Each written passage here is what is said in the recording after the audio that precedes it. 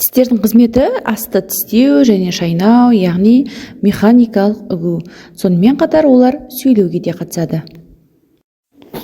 Әрбір тістің тіс қаптамасы, мойны және түбірі болады. Қызылиектен шығып тұратын тіс бөлігін тіс қаптамасы деп атайды. Тістің келесі бөлігі оның мойны деп аталады.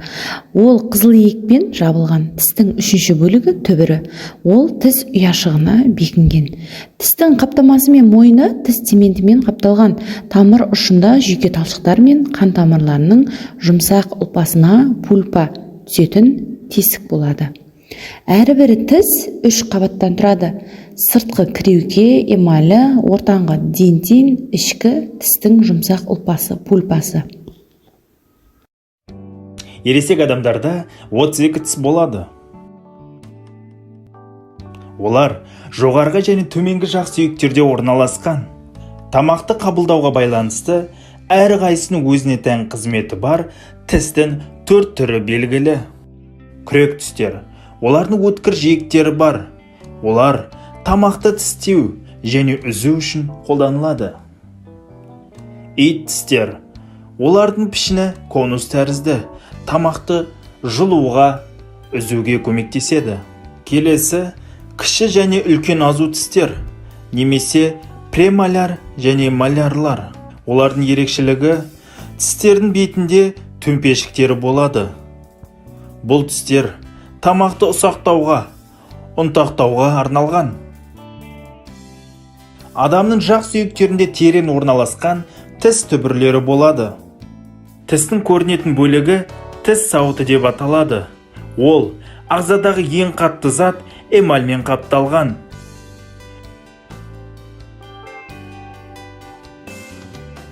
Эмальдің астында дентин бар.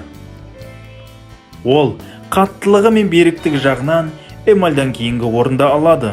Ең ішкі қабатында пульпа орналасқан. Пульпада тістің тірі ұлпаларына қоректік зат жеткізілетін қан тамырлары мен жүйке ұштары бар. Тіс қаншалықты қатты әр берік болғанымен, бактериялардың әсерінен зақымдануы мүмкін. Бактериялар тістің эмалін, дентинін, сонымен қатар тіс пульпасына дейін зақымдауы әбден мүмкін. Жаңа туған нәрестеде тістері болмайды. Алғашқы тістері 6-9 айында шыға бастайды. Әрбір жақ сүйекте 10 тістен барлығы 20 тіс шығады.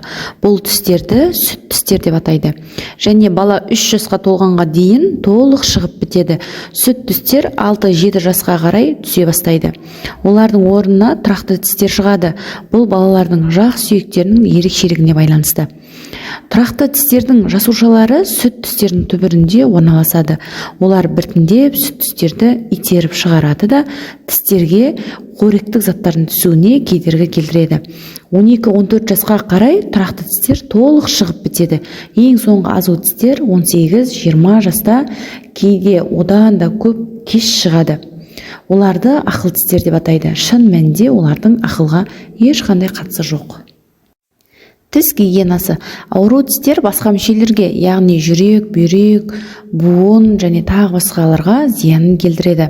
Тісі саудың дені сау деп бекер айтылмаған. Қазақстанның көрнекті ғалымы, тұңғыш кәсіби дәрігер Қалел Досмұхамедов тіс гигиенасына үлкен мән берді. Тіс ауруларының алдын алу үшін тамақ ішіп болған соң тісті тазалау қажет деп ғалымның бұл пікірі ереже болып табылады. Тістерді сау күйінде сақтау үшін тамақ ішіп болған соң щеткамен тазалаған жөн. Тістердің арасына тұрып қалған тамақ қалдықтары микробтардың тіршілік етуіне қолайлы орта болып табылады. Тісті таңертең және кешке мұқият тазалау керек. Егер тіс кіреукесінде жарық пайда болса, тіс қуысына микроағзалар ене бастайды.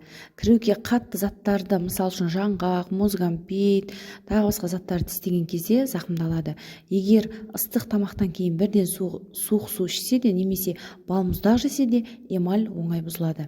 Микробтардың әсерінен дентин зақымданады. Бұл ауру тіс жегісі, латынша кариес, шіру деп аталады. Егер тіс жегін емдемесе, ұлпа зақымданады да тіс бұзылады. Тіс пен қызылиекке темекі шегу кезінде бөлінетін никотин көп зиян келтіреді. Сондықтан оқушылар, өзімізге берген жаратқанның сау тісін қолдан ауру қылмай, барынша денсаулығымызды күтейік.